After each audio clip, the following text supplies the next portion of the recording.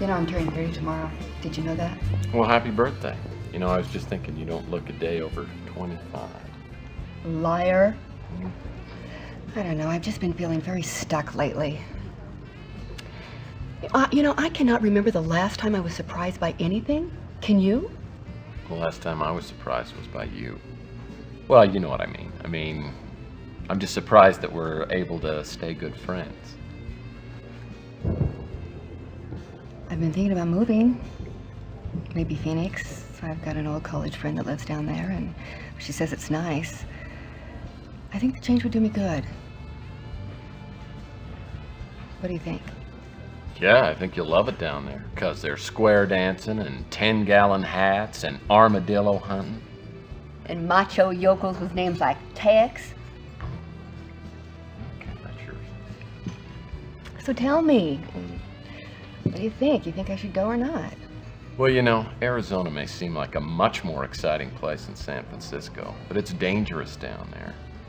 At least around here, you got your friends checking out for you. It's dangerous everywhere. I mean, especially here. I mean, did you hear about that co-ed? Someone murdered her in her own bedroom. I didn't hear about that. Who killed her? Well, the newspaper said it might be a serial killer. They gave him some kind of crazy name. I don't know, I can't remember what they called him. Well, doesn't that stuff scare you? I mean, I'm a tough guy, and it scares me.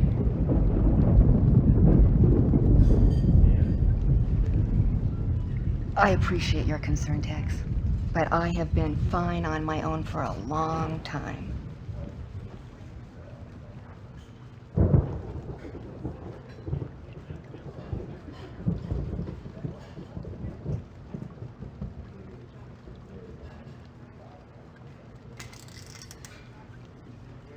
Looks like the rain's letting up.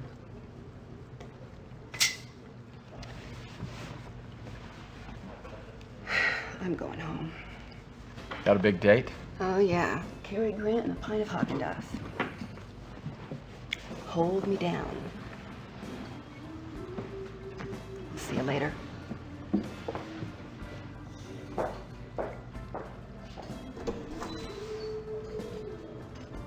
What a schmuck. What? Chelsea was giving you opportunities all evening and you blew every one of them. The son PI you are. Well, you wouldn't know a clue if it walked up and punched you in the face. Listen, all I know is, every time I try and ask her out, she turns me down.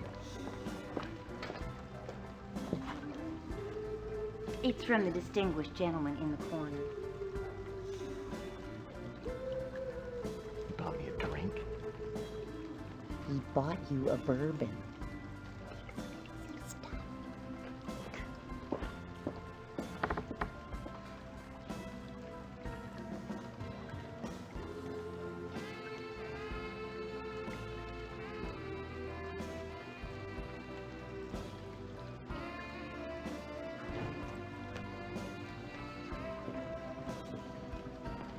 Oh, good evening, good evening. Gordon Fitzpatrick is my name. Please sit down, sir. You know, I am not in the habit of eavesdropping, but I do believe I heard someone say that you were a private detective. That's right. I'm a licensed private investigator. Oh, delightful. It's a pleasure indeed to meet you, and your name? Murphy. Tex Murphy. Tex Murphy. Well. This is fine. Now listen, let me ask you this, Mr. Tex Murphy. Have you in your work ever had the occasion to seek for a missing person? Sure. I can do that. Well, then perhaps we could do some business. I think we can work something out. My office is just around the corner, the Ritz Hotel. Why don't we go there?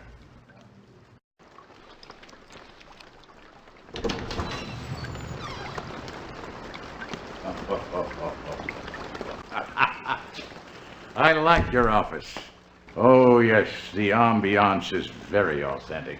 Reminds me of those, those old detective stories that I used to watch when I was a kid. I'm sure that at any moment, Sam Spade is going to come marching through that door, but then who needs Sam Spade when I've got Tex Murphy standing in front of me? Did you always want to be a private eye?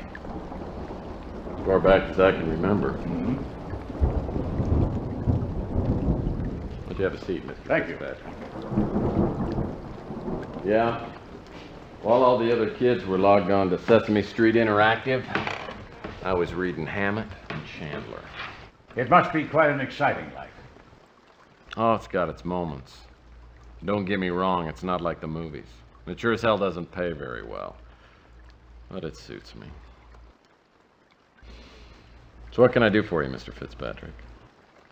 Well, I'm trying to find an old acquaintance of mine, Thomas Malloy, Dr. Thomas Malloy. The last official address for him that I have is the Ritz Hotel. Now, do you happen to know him? Can't say that I do. It's very important that I find him. You know, let me give you a little background. For many years, I was a research scientist, and I worked alongside Dr. Malloy. But about 20 years ago, maybe, I guess something like that, our paths diverged, and I lost touch with him, and he with me. And then very recently, I saw a photograph of him in a local newspaper. Now, it's a strange thing how time is such a natural equalizer, makes us appreciate the faces from one's past. At any rate, the older gentleman in that photograph is Dr. Malloy. And I contacted the newspaper to find out where the photograph had been taken. It was at the San Francisco Technical University. Well, I hiked right out there, got to the campus, and decided to look the man up and surprise him. Even with that photograph, no one recognized him, no one knew his name. But then I received a strange phone call from a young woman named Sandra.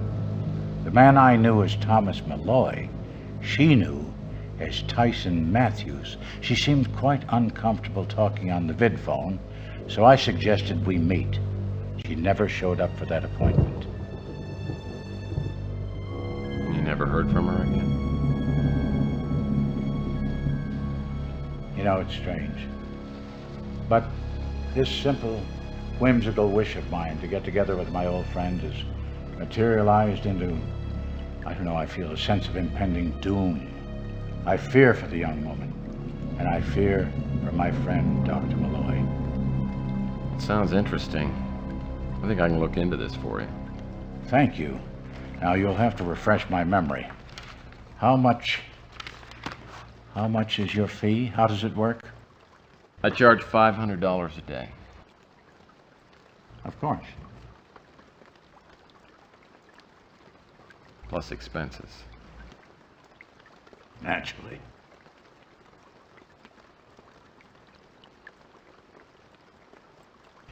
There, that should be enough to get you started. And here somewhere, there you go. I can be reached at that number. I'll be in touch. I feel we're off to a good start. Not Mr. Fitzpatrick.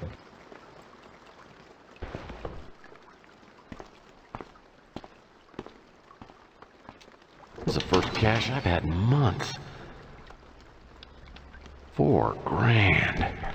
I owe Louis $200, and Rook says I owe him $300. But there should be plenty left over. Yes, sir. Things are definitely looking up.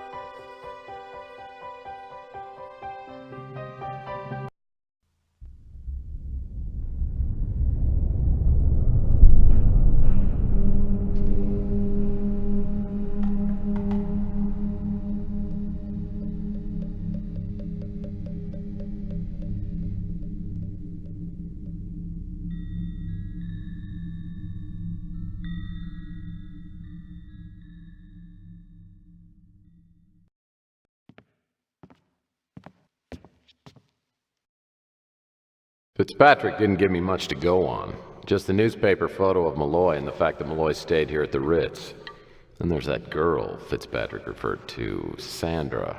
Maybe I can track her down. First I need to find out which apartment Malloy was staying in and then get into it. That means I gotta deal with Nilo, my landlord. It's the second week of April and I'm a little late on my February rent payment.